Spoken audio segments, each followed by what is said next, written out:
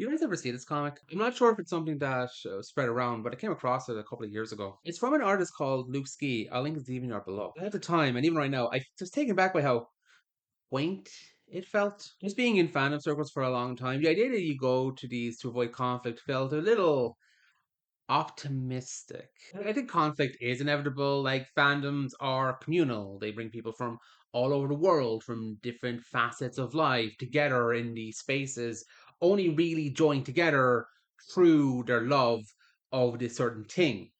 This is a recipe for strife. It did make me think of my first fandom, so to speak. I mean, the internet wasn't around at the time, so you just kind of got together with your friends and talked about how cool it was and everything. I mean, also I was 4. But hey, it's morphin time. I think Power Rangers as a kid of my generation was really not a rarity. It was a massive, massive phenomenon when it came out. You know, the format common to kids shows at the time is just a group of characters that everyone can relate to in a kind of an individualistic thing. It was very kind of basic characterization. This one had the advantage of being teenagers. Well, not exactly the age target demo, but close, as they kind of use martial arts to beat the crap out of people while wearing these colorful spandex. It's a superhero kind of wish fulfillment fantasy, and it looks really cool. The fight scenes really rocked in this show for the time. And even now. And this must have hit the part of the brain in kids that was like crack, because like everyone had a favorite ranger, everyone kind of loved the show. And it was mostly Tommy. But man, I'm standing for Billy here. I know Billy Cranston. Fun fact, he's actually named after Bryan Cranston, who did voice work on the show. I, for whatever reason, gravitated towards nerds, which is why Donatello is my favorite turtle. The nerds tend to bring the most to the team as well. Billy was the science guy. He came up with strange, kind of cool, dooky kind of shit. He's the one who made the neat gizmos. Here's the thing about Billy, though, and this is even something I noticed as a kid. How he left was really strange. Always wondered what was behind that, to be honest. Maybe not behind the scenes, because again I was like 5, but it felt really rushed, especially because at the time he was the final ranger within the cast that had stayed from the start to the to this point. I'm getting ahead of myself here. How cast members left during what was dubbed the Zordon era was very strange indeed, and full of strife. Power Rangers as a franchise was basically a localization effort for a long-running Japanese series called Super Sentai. It's what's known as a tokusatsu series, but instead of just dubbing over the actors to bring it over, they hired American actors to play the non-costume parts while using the Sentai footage to show the action scenes once they transform. So not only was the action from Japan, they also filmed the Zord fights, which were, giant monsters grew and the Rangers got into Zords to beat the stuffing out of them. I mean, I think most people know what Power Rangers is as a format if you're watching this. It's clever as it allowed US audiences to relate to this stuff on a more kind of local level than if they had just done a direct translation from Japan. Keep in mind that this was the early 90s and anime had not yet taken over the profile pictures of the most weird ass people you've ever come across online, and also Michael B. Jordan.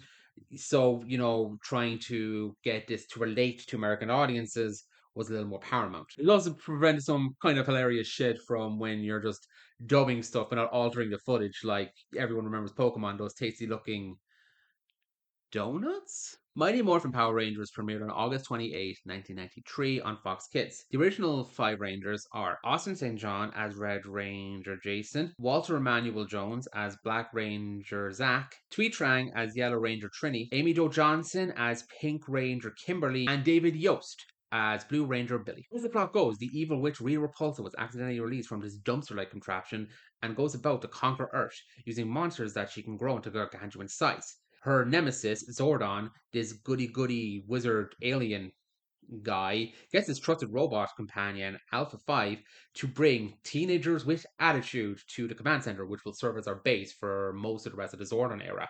Teleport to us 5 overbearing and over-emotional humans. No!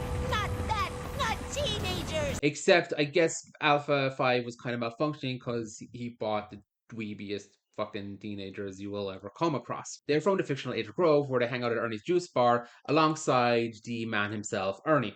They go to the local high school where they are bullied ineffectually by the comedic duo Bulk and Skull, who are the best characters, don't at me. So this format worked for roughly 60 episodes. And by 60, I mean 40, because they actually ended up going on to Zyuranger, the Sentai that Mighty Morphin was based on, and asked them to actually film new fight footage that they could use for the show, which seems like an amazing way to save costs. This also brings up the problem, though, because the Sentai series tend to change everything within every season outside of like the base kind of formula. So there's different costumes, there's different Zords, there's different teams, there's different characters, everything. And that wasn't really done in the US. Anthologies did exist, but usually kept actors within contract and try to hold on to them as long as possible. Eventually Power Rangers would adapt this, where they just do the whole thing of adapting the Sentai with a new series that kind of corresponded with it, new cast, just get in, get out. But that's not where we're at the moment, especially where this is at now, because Power Rangers exploded in popularity. I will get there though. Fumbling all of this is Zordon, who was the group's mentor and eventually became a huge plot point for In Space. So the first 6 series seasons, they didn't really rotate the cast around year in, year out. They tried to hold on to who was hired in these roles at the time, hence why fans call it the Zordon era. I don't think the same cast from season 1 stayed on all the way to season 6. Oh, no, no, no, because these Rangers, they face something even more dastardly and deadly than the Eagle Rita Repulsa. Non-union rules. One of the trends in Super Sentai was to have a 6th Ranger that came in, and Zyuranger was actually the one that started it, so Mighty Morphin took this on too. So this brought on the show's first major arc, Green with Evil. We had a new Ranger called Tommy, played by Jason David Frank, who was controlled by the evil Rita Repulsa to attack the Rangers and prove to be a lot stronger than them. Eventually, Tommy was broken out of Rita's spell and stayed with the team on and off until he lost the Green Ranger powers, because there was way less footage for the Green Ranger than there was for the rest. Anyway, to say that Tommy was huge for the show was a fucking understatement. If you weren't a kid in the early 90s, then I'm not sure I can ever really express how intense Green with Evil was to experience as it happened. Growing up with Batman 66 had already taught me how cliffhangers worked, and I knew from being really into Star Trek The Next Generation that the biggest and most important stories would be divided into a 2-part story. This thing was 5 parts. To date, the only 5-part story ever in the 22-year history of the franchise. That's a full-on saga. But more than that, it was a game changer. Power Rangers was, at least by my recollection, the most popular thing in the entire world, a position that it inherited from Teenage Mutant Ninja Turtles and would later pass along to Pokemon. And just when fans had gotten used to how this series had worked up to this point, Green with Evil took it to the next level. I mean, at age 11, the Tyrannosaurus Zord emerging from an active volcano was the dopest thing I had ever seen. But here, when the sea boils and the Dragon Zord rises up, it's awesome. We would stay on the show arguably longer than the original 5, and he would stay a huge mainstay even after losing the Green Ranger powers and becoming the White Ranger, who was a Ranger who was based on another Sentai that wasn't with the Mighty Morphin Rangers, even though they kept the Mighty Morphin Rangers for about 3 seasons, because the show is insane. Even after he eventually left, he continued to come on the show multiple times and just became a legend within the fandom. That he was. Anyway, as I mentioned, Power Rangers became a monster hit, and more importantly for our sakes, made Saban a lot of money. There were bad English overdubs, there were electric sparks illogically erupting from spandex suits, there were enough cheesy one-liners to fill a Twitter feed, and kids loved it. The ability for a young, ordinary teenager to save the world is something that's always been core to Power Rangers, says Emileigggggh, the president of Saban Brands and a member of the original team behind the show. It's highly aspirational to kids. The show was an instant smash hit, offering a lot more action and violence than kids were used to from more polished productions from Disney and Nickelodeon. Mighty Morphin Power Rangers averaged 4.8 million daily viewers in its first season, according to Nielsen, and 6.9 million in its second, making it by far the most popular kids show of its era. Its toys, costumes and merchandise generated about $1 billion in revenue in 1995, according to Fortune.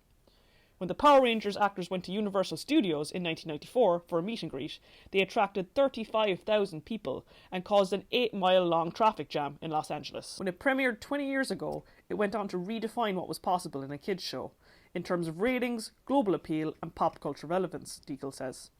All those things kind of reset when Power Rangers got to the marketplace. So with this unprecedented success, you think that the actors would get a nice chunk of change out of these residuals? No. The first season of Power Rangers consists of 60 episodes, and they aired every weekday, I think morning. And this is why The Green with Evil is 5 parts, because they aired every day that week. The actors weren't unionized, and they were paid. These figures differ, and from what I could gather, and I'm being generous here, roughly around the national minimum wage at the time. Like Austin St. John said, he could probably make more money flipping burgers while he was on the most popular show at the time. And I mean, considering how much that goes into shooting television, especially an action-based show where, these guys, they had stunt doubles, but they sometimes had to do their own stunts and stuff like that, you could understand that, like, they would want to get paid better and get better protections through union contracts. And as has been mentioned, Saban was making $1 billion out of this. Yeah, I'd ask him for more money too. Well, unfortunately, this is where we found out how expendable this cast really was. And this is kind of the stepping stones that eventually lead to them just swapping out the cast every year. So we're going into season 2, and things are becoming a little bit more ambitious. So we have new Zords from the Sentai that was airing after Zyuranger, but because of how iconic and memorable and frankly marketable and how much toys are out there, we kept the Rangers in those suits, and eventually they just shot some footage in the suits that they played instead of relying on Sentai footage because they basically just ran out. They also created the first ever entirely original American villain in Lord Zed, who looked like this. Yes, seriously, this metal album cover figure was on a kids show in the 90s. We were spoiled, people. Spoiled. And as with every hit, feature length was calling. Yep, we were getting an entirely American original Power Rangers movie. No Sentai footage. They were going to shoot this all themselves. So Saban approached the cast with contracts for not only 40 more episodes for season 3, but also 3 movies. This is where St. John's, Jones, and Trang took a stand. As Jones put it, we were given 3 scripts, 3 contracts for 3 movies, all non-union, which was completely and utterly unfair. We left to renegotiate the contract, and unfortunately, the negotiations didn't work. Yeah, predictably, Saban didn't take the bait and replaced him. Our new Rangers are Rocky, who is the Red Ranger, played by Steve Cardenas, Adam, who is the Black Ranger, played by Johnny Unbot, and Aisha, playing the Yellow Ranger, who was played by Karen Ashley. The predecessors just went to a peace conference and we just moved on with the show. Tommy was given more of the leader role, especially now that the Red Ranger was a rookie, and this was the cast that brings us into the movie. Season 3 starts by adapting elements of the movie's plot, in particular where they get these kind of ninja powers, and this explains their new Zords this season. However, they are still in the original Mighty Morphin suits. This will reach its zenith by the end of the season, but I'm going to get it myself. Our next cast write-off is Amy Jo Johnson. Now, compared to the last time, this was mercifully way less dramatic. From what I can gather, Amy Jo Johnson just felt it was time for her to leave, and she left very amicably. I was done. I had done 152 episodes, and I was really good friends with Shuki Levy, who is one of the owners. Him and Haim. I just went to Levy, and as a friend said, I think I'm done. I'm ready to go try to do something else. And he said, awesome, great. Here, I wrote a little movie called Susie Q. Will you do this and about 5 more episodes or finish the season and do this little movie? I'm like, sure, that's a good deal. So he let me go, and I did Susie Q with him up in Vancouver. And that was that. Not only did Johnson stay on long enough to allow her to get a replacement, they say that Kimberly goes to some gymnastics thing in Florida or something. They also gave the replacement a subplot and allowing her to develop into the show. Her name was Kat, played by Catherine Sutherland. And for this plot, Rita also tried to make her evil like Tommy did by turning her into a cat. This show is stupid. The Rangers eventually save her, and Kimberly transfers her powers to her. I haven't talked too much about Rita and Zed, mostly because they didn't force young actors to not unionize.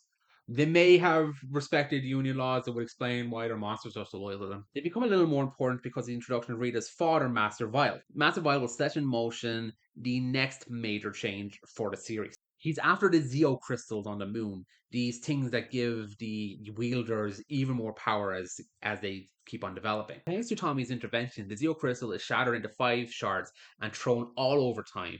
thus preventing Master Vile's success. He takes it on to Shindo and enacts another plan. Getting something called the Orb of Doom, he decides to basically reverse time, which forces the Rangers to de-age into their younger actors. This will also be the last time we see the Mighty Morphin suits all together. With the Rangers out of commission, Zordon contacts Aquitar, which is like this water-based planet, and brings out the Alien Rangers. This was a cost-saving measure because these aliens were from the Sentai footage they were developing the Zords from, so Saban could just utilize these and use their footage again as they went along with their plot and the transference from Mighty Morphin to Zeo. Believe it or not, though, the Aquators become very important next season. Mighty Morphin Alien Rangers, and yeah, they actually credit the kids who play the other cast members. I know I'm not going to list their actors here.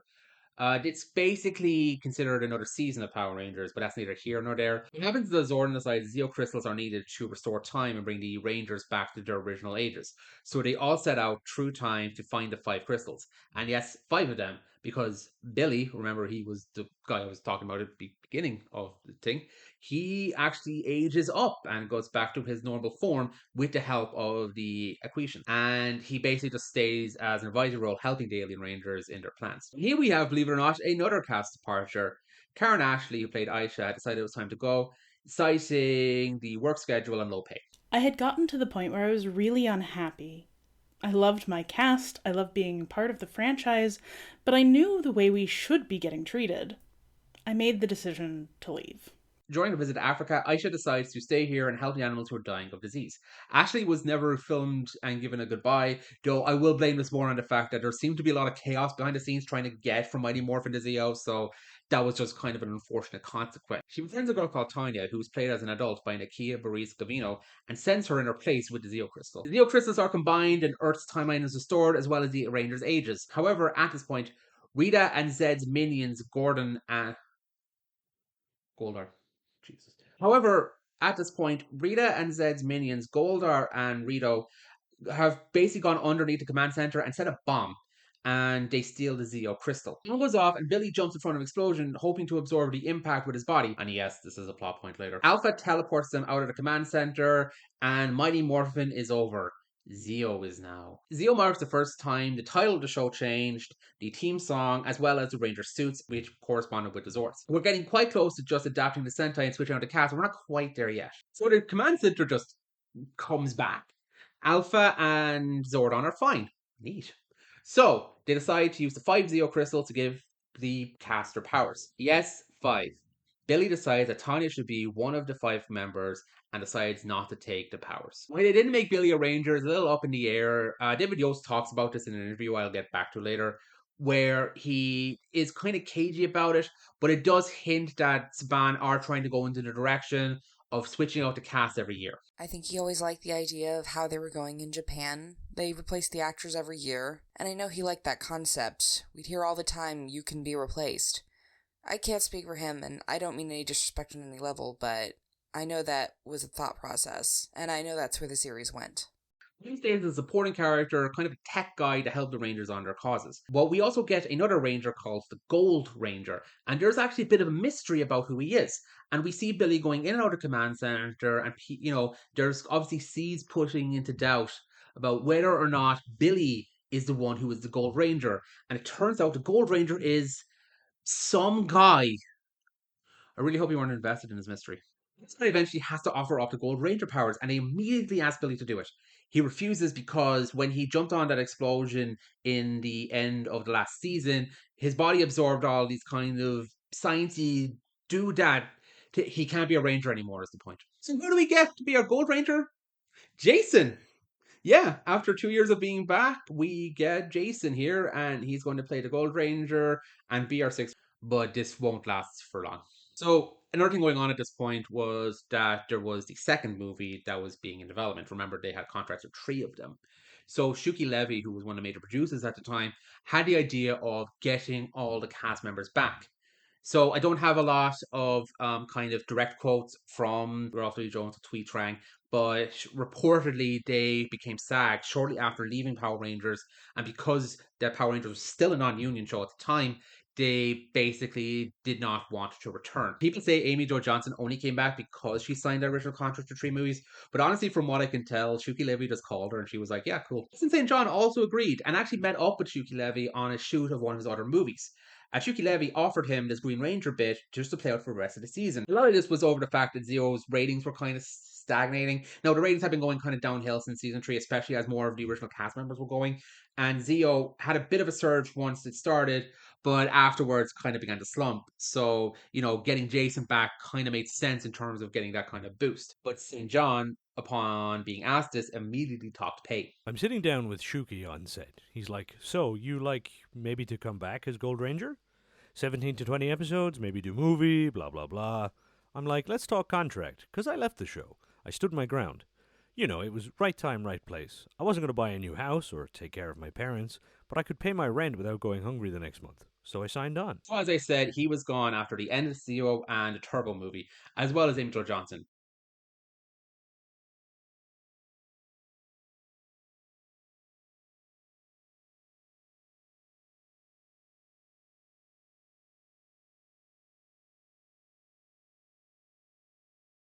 Luckily, they had 2 of the original cast members on, and they also had Billy. Spoilers, didn't have Billy. But yeah, because of the time shenanigans of last season, where Billy managed to age himself up with a machine, he actually begins to age a lot faster. Whatever he did to reverse Master Vile's spell, it made him grow really rapidly. He actually contacted Aquitar, and Billy went with them to basically reverse the aging process. He didn't return, though, because he fell in love with Equation at the time. He's so happy, he's speechless.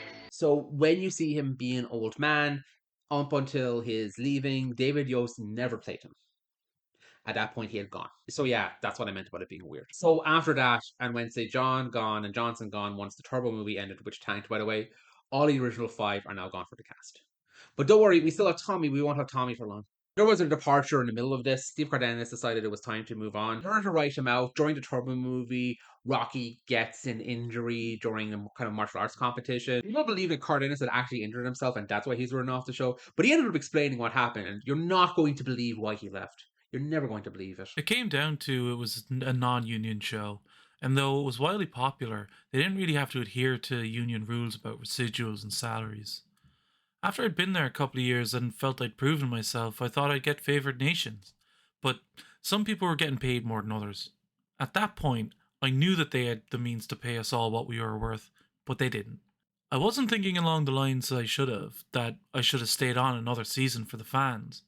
But I'd put in a lot of time and energy into the show, and they weren't willing to compensate me. They didn't really see my value at all, or what I'd brought to the show. It really just came down to being treated fairly. It should be pointed out that he also fought for the rest of the cast to get paid fairly, but no dice. Like, wow, man, if you treat your workers more fairly and pay them well, they'll show you more loyalty. I think the producers made it really clear that they saw these guys as stunt people in suits and they're very easily replaceable. Rising Rocky was Justin, who was played by Blake Foster. He became very controversial at the time because he was roughly like 12. He was the youngest Power Ranger since, and I think ever, unless I missed a series called Mighty Morphin Toddler Rangers, who knows. It was appeal to kids as Power Rangers ratings were still tanking, and there's another show out called Beetleborgs, which was another tokusatsu series, but it focused on kids transforming. This backfired because everyone hated Justin. Oh well. But a bigger threat to their ratings was imminent. The most popular Ranger and the only one who'd still been around since season 1 was raring to go. Jason David Frank decided to call it a day, but agreed to give them a couple of episodes so they could work out how to recast. The reason why I left was everyone on set was complaining that Haim was never on set. I heard it. There's people who'd never met Haim, and they're working on the show, and they're actors. At one point, I did save the show. I didn't want to leave. So yeah, I did get paid more money than a lot of people, but I didn't ask for it. That's not what I was asking for. I was just in that position where I was quiet, and things were given to me by not pressuring things. So I went as a business owner to tell Haim, hey look, there's a lot of people on set complaining right now. I'm just saying, maybe you should show up and meet them. And when I told him that, he said, I don't need to come. I'll just pay people more money. I said, listen man, I'm not asking you for money. And they're not either. We're asking for a pat on the back. He said no, and I said, I quit. From what I could gather, Frank felt that the set had changed for so much and the producers seemed a lot more disconnected than they were at the start, where they'd meet them more personally. And I mean, he had been on the show for 5 years, so him wanting to leave, that's very fair. What isn't fair is that they decided to jettison the entire rest of the team except for Justin, and didn't tell them, at least according to the cast. This was a two-parter in the middle of the season. And Turbo had been changing a lot at the time. Bulk and Skull were turned into monkeys because they were trying to get a spin-off off the ground with two actors, which sadly didn't go anywhere. They returned to human later on this season, so it's not that much of a change. But also, Ernie had finally left. His juice bar was taken over by Lieutenant Stone, who was kind of a comedic foil to Bulk and Skull. Also, Zordon and Alpha had been gone at this point. Alpha 5 got replaced with Alpha 6, who has this really annoying jive speak that did anyone like that? Zordon returns to his home planet of Eltar and is replaced by Dimitri, who is actually played by the same actress as Divatox, who is the main villain of Turbo. It's implied they're sisters, but this is never really confirmed nor denied. Patrick Sutherland and Akina Boris-Gavino have a podcast where they talk about their time on the show. They actually discussed this two-parter and explained that they literally found out by reading a casting call. Johnny brought a newspaper to the set, and we read that they were auditioning for Power Rangers. It was really shocking. Jason Frank had expressed that he wanted to leave, but we really thought that we would finish out the season. I think they were done with replacing people. I don't think we could have stayed on the show without Jason either. That would have been weird. Even though that's fine, that's show business, it just was really cold. It just felt really cold. I mean, Frank implied, and Sutherland and Boris-Gavino kind of implicated, that with Tommy going, it didn't make any sense for the rest of the team to stay there too. Did not even tell them they're looking for casting? Jesus. So anyway, in this two-party, the old guard were allowed to graduate and picked their replacements. Tommy picked TJ, played by Selwyn Ward. Adam picked Carlos, played by Roger Velasco. Kat picks Cassie, played by Patricia J. Lee. And Tanya picks Ashley, played by Tracy Lynn Cruz. So now everyone for season 1 is gone except for Bulk and Skull, who frankly are the goats. So now I'm going to speed this up because all the cast I was talking about are basically gone at this point. In the finale, Zordon is captured by the evil League of Evil, and Divatox takes this opportunity to attack the command center. And this time literally does just destroy it and blow it up, and the Rangers are just left completely powerless. Apparently Zordon had been in contact with NASA, which is basically their version of NASA, to create a spaceship that they will use to help try to find him. Justin stays on Earth. He's basically going to move with his dad. It could be argued that he was gotten rid of because the character had been so unpopular. In reality, Blake Foster had only been in contract for that one season, as well as an episode of In Space and a movie. When I first started the series, I knew that I was doing a movie, following 52 episodes of Power Rangers Turbo, and 1 episode of Power Rangers in Space. So in the end, when I was getting to my exit from the show, I was well aware that my guest appearance would be it for me. I don't know why I'm doing a Brooklyn accent. The guy's from North California, for Christ's sake. Maybe they could have expanded his contract if Justin had been more popular, but he wasn't, so here we are. Those ratings in the tank, it was decided that this will be the last season of Power Rangers, and they pulled out all the stops for this season. With Justin gone, we have a new Ranger who will be our new Red Ranger, Andros, played by Christopher Kamen Lee. He's a refugee alien from another planet who's looking for his sister, Corone, who's gone missing. He also travels on the Astro Mega ship, which will be our new hub for this season, and he provides the team with their new morphers for this season. Being hunted down by the series' main villain, Astromina, who, spoilers, is Corone. Sorry, I told you I'm zipping through this. The Zordon era ends with Zordon dying. Andros breaks his tube and kills him, releases what's called the Z-Wave by fans that brings the villains into being good. And this is where the series was supposed to culminate.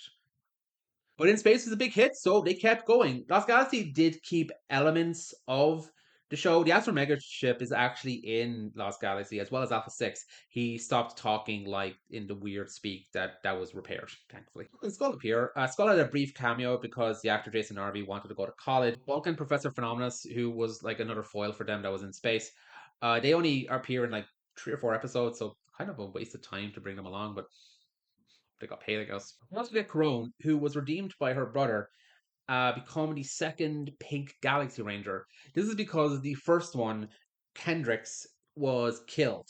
This is over the fact that Valerie Vernon had leukemia and had to leave the show to recover. Now, thankfully, because we're going to go into some dark shit, she fully recovered, actually came back for the final episode and was resurrected. Even though she's quit acting, as far as I can tell, she still lives a perfectly happy life. So good for her. And for this, however, outside of the crossovers that happen every season, most of the continuity was kind of scrapped until Dino Thunder, where Jason David Frank came back as Tommy for the main role. And that was that. Power Rangers has continued to this very day. Goodbye.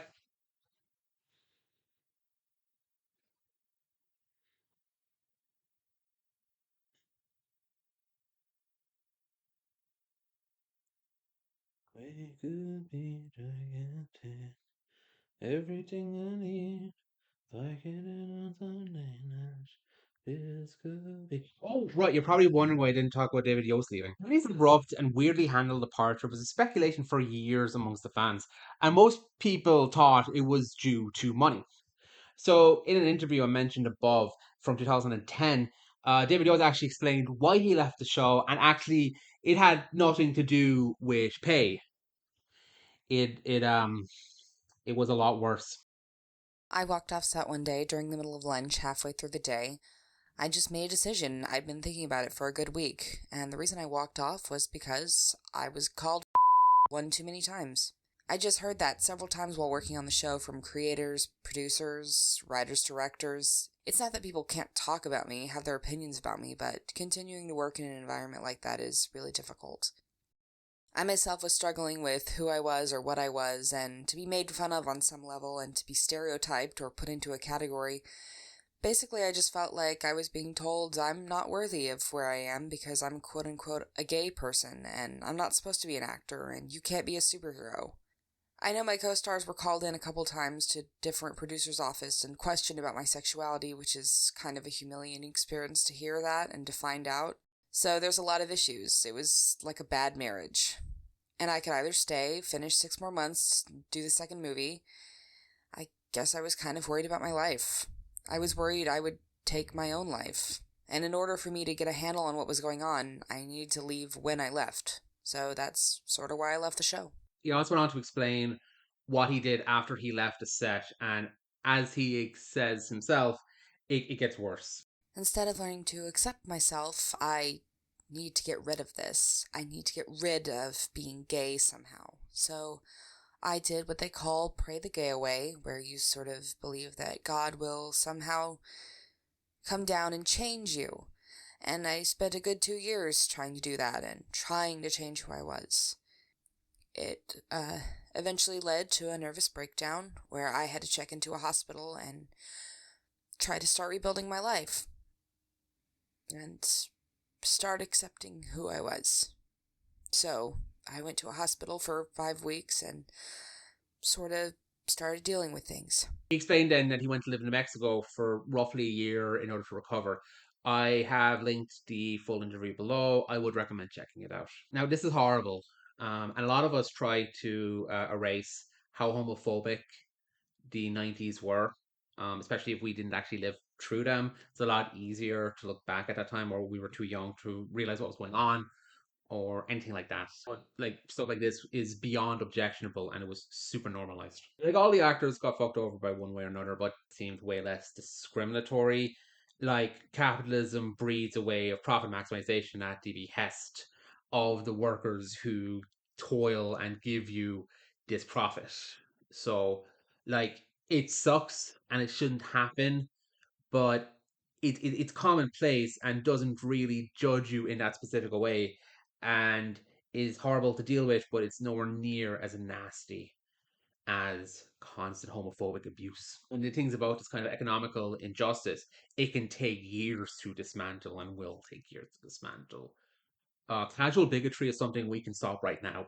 It need not be said, but it costs you nothing to embrace someone's humanity and treat them with kindness, and nothing about this will ever be okay. So, how did the rest of the cast kind of fare up after they left the show? Unfortunately, this is where I need to do another trigger warning. Sorry. Lee Trang never played Trini again or was on the show after she walked off with the other cast members over the payment dispute. And she never will. On September 3rd, 2001, her and 2 other friends were driving home. The car hit gravel and it violently overturned and went over a safety railing. The other two passengers survived, though one was rendered quadriplegic. Tui Trang faced a lot of internal bleeding, and when she was in transit, she died on her way to the hospital. She was 27. Walter E. Jones has done roles and bit parts on various TV shows and movies, including Buffy the Vampire Slayer, Family Matters, and Sabrina the Teenage Witch. He actually has a pretty varied career and actually reunited with Austin St. John in 1999 to basically introduce the unaired pilot of Power Rangers. He's also done voice work several times for the series, including other cast members. In particular, he was a voice on the 10-year anniversary special Forever Red. Amy Johnson probably saw the most immediate success to her career after leaving Power Rangers, where she starred in the hit show Felicity. She was also a regular on a show called Flashpoint. She's been in various TV shows and films. She's a songwriter and has written 3 albums. She's also a director. She has done various shorts. She actually did an episode of Superman and Lois and has directed 2 features, one of which stars Felicity Huffman. She currently lives in Canada and has a dual citizenship. She hasn't returned to the series since the Turbo movie, but did cameo with Jason David Frank in the 2017 film. Judging recent events, it's unlikely she ever will return to the show, but she actually is writing a comic book with her partner about Power Rangers for the 30th anniversary. Since St. John eventually phased out of acting after leaving Power Rangers and became a martial arts instructor, even writing a book about it. He also worked as a medic and became a healthcare provider for the US military. He's the one out of the original 5 who's appeared the most in the show after leaving as Jason. After the Turbo movie, he did a special for the 10th anniversary called Forever Red, which he reunited with Jason David Frank. And he more recently appeared in the Power Rangers Beast Morpher episode Grid Connection. Jason David Frank, who stayed the longest out of the ones introduced in season 1, became essentially a prime ambassador of the Power Rangers franchise and has remained a long-standing fixture and fan favorite of the series. As mentioned, he returned for Red with Johns, but he also came back a regular role in Power Rangers Dino Thunder, where he took on another Power Ranger suit in the Black Ranger for that series. He returned in the Power Rangers Megaforce episode, Legendary Battle, and the Power Rangers Ninja Steel episode, Dimensions in Danger. On top of that, he's a mixed martial arts champion who knows like a billion shagging different martial arts and has performed in tournaments as well as taught classes. He was also very prolific in the fandom world, one of the first to really embrace that kind of culture. He appeared a lot of fan conventions, he did a lot of kind of web series and stuff like that, and a lot of fan interviews, and he even had his own little reality show about his life as somebody in the Power Rangers community. Actually, this is where I have to mention some more recent and pretty terrible news. On November 21st, 2022, it was announced by his publicist that Jason David Frank had passed away at 49. This was later revealed to be a suicide. This is pretty raw as it happened about 6 months ago. I will say that his contribution to Power Rangers is immeasurable. And we're going into the 30th year of it with a massive piece of it irreparably removed. As for David Yost, he's done quite a bit actually. After he recovered, he returned to acting briefly, but his passions actually found him more behind the scenes. He worked in various producer roles in TV, movies, and shows, including a brief stint on The Real Housewives of Beverly Hills. He's also worked to sell licenses of various TV shows and movies to US networks. He's done a ton of advocacy work. He was in a theater show that raised money for a children's AIDS hospital. He has done a lot of campaigning for the Trevor Project and the No Hate campaign as well. He's 100% come to terms with sexuality, and he's using his platform to help others who may have been in his same situation try to find a sense of self-love and to get through what they're going through. And that is fucking awesome. It's so good to see how well he's doing. As for Power Rangers, well, once a Ranger. So I mentioned Jason David Frank's involvement with the Power Rangers community and in particular fan conventions. And this was something that a lot of the former Rangers were very hesitant towards getting involved in. And there's a stigma around going to cons like this that, you know, it basically means your career's over.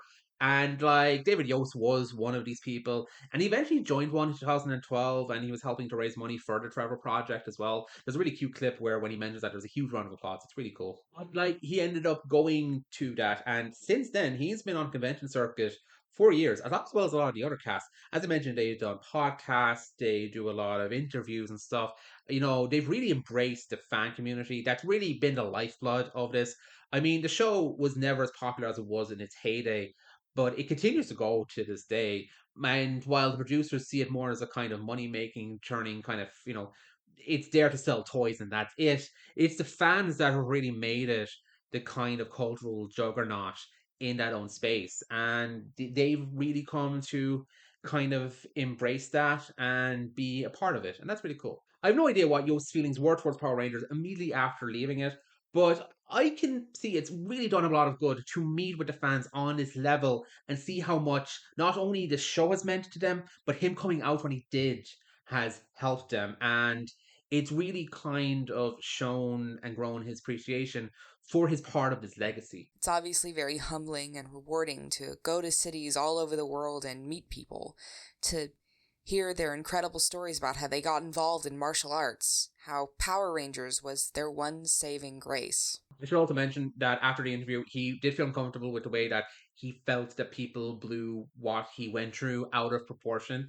And at the risk of realizing this video may contribute to that, he's doing great as far as I can see. He's put these demons behind him in his past. He's completely embraced the show, and he has so much fondness for it. Further proof you need to see this is that he's coming back as the Blue Ranger. He's playing Billy Cranston again after nearly 30 years. Power Rangers Once and Always is a Netflix special. Oh, yeah, by the way, Netflix are distributing the show now, which tries to reunite as many of the Mighty Morphin cast as possible. Alongside Billy, we get Walter E. Jones. He's back after that 29-year peace conference as Zack. For various reasons, Austin St. John, Amy Jo Johnson, and Jason David Frank, the special had been in production before he passed away, declined to return or weren't able to. I won't go into these reasons because I've already divulged into this massive rabbit hole and I don't wish to continue further. So I will say, please leave Amy Jo Johnson alone. She chose not to return, and her reasons are as valid as any reason can give. People are being really weird about her not coming back as Kimberly,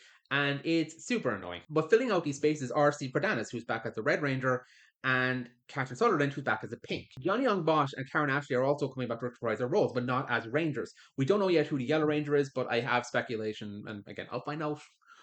This is either coming out way after the special has aired, or hopefully before it, probably after knowing my rate. But I will not watch it until this video goes live, regardless. But yeah, after all this time in turmoil, Yost is back in the blue spandex. I guess he can be a superhero. Y'all motherfuckers ready for a scene change? Also a probably substantial loss in audio quality. But you know, perfection is the enemy of the good. Or in this case, the tutteringly mediocre. So, I've thought a lot about like why I'm even doing this video, because it's different from my other content that I've done up here. Because like the most I do is usually like kind of rant about movies, and like the worst somebody can do is like be offended by me making fun of their work. But this one, it's real life. It's real people. It's their real experiences. Their experience with kind of mistreatment at work. In particular, Yost, who has gone on record saying like he doesn't like the way people frame his story as so extreme. And as I said, I don't want to contribute to that. It also makes it seem like this experience was miserable for everyone involved, when from what I heard from the crew and the cast, like they seem to have a lot of fond memories, have a really good time. They always talk about this stuff that they went through in a positive way. It's easy to kind of get from this experience of me kind of summarizing stuff in more of the negative context, that that's all they went through, when like I glance over like about 5-6 years of history, and 20 if you count the stuff after Power Rangers that I went into, and like you know you can't really get that full experience from just me talking about it, so that's something to consider. To be fair, they cut out all the jokes. But beyond that, I didn't really want to make this about Yost specifically. It is his story, and I don't want to take that away from him. But I think these kind of narratives have power, especially as someone who was a gay man who went through such horrible experiences and came out the other side really well off. He was told he couldn't be a superhero, and now he's playing one, the same one he left so many years ago. That's really fucking awesome. That's a great kind of inspirational experience. Like, I think these stories can have their influence both on and off the screen, and especially nowadays when it comes to more narratives around queer people and the LGBTQ, where again I don't think things are as bad for gay and trans people in the 90s, but they're not really amazing. Progress is not a straight line, pun unintended. I think this is something for people to kind of grasp on when they're lonely and they're feeling kind of beaten down by their identity and how people around them react to it and how it makes them feel that there is that kind of hope that, you know, these experiences are not all wholly positive, especially with your favorite TV show from when you were a kid. Life is a pile of good things and bad things. Hey, the good things don't always soften the bad things, but vice versa. The bad things don't necessarily spoil the good things or make them unimportant. It makes me recontextualize that comic I talked about at the start of the video, that I think we take a lot of the positive of fandom for granted, at least I do. And I mean, I don't think that should remove the negative aspects of it either, and I think Power Rangers has a lot of that as well within its own fandom, but there's a great sense of community. Once a Ranger, always a Ranger. And it's really cool to see David Yost and Walter E. Jones back. And, you know, we have Catherine Sutherland and Steve Cardenas coming back for their roles as well. And we have Johnny Young Bosch and Karen Ashley reprising, not as Rangers, but still. It's cool that these people seem to have such a good experience now. And things have turned around now in terms of their interactions with Power Rangers. And I can't speak for their experiences personally. I don't know any of these people. I don't know David Yost. But it seems a lot more positive and fulfilling. And he seems to really appreciate being an inspiration, not just for being a Ranger, but for coming out the way he did. And that's really cool. And he seems like a really great guy who uses his platform to spread positivity and acceptance that what he went through in that time won't happen again for other people, and that's great. And in that way, I think fandom is important because there is a huge queer aspect of it, of the escapism and the communal aspect of coming together with a bunch of weirdos to enjoy something together and to build that repertoire. It's not that it's completely built without conflict, but it can help people when they're in their darkest moments, and in some small ways, stories like this can make people realize that even in the darkest times, there's something to hold on to. There's hope there. And I think that's important when we consider the role and the impact of fandom on these narratives, on these perspectives. I'm currently at my porch, so to speak. It's a patio at the back of my house. And I'm looking outside and it's like, God, Ireland's such a beautiful country when you get the weather for it, which is not especially common, but still you should look out, because sometimes when you look into the sky, you see a bit of blue. Sometimes that's enough.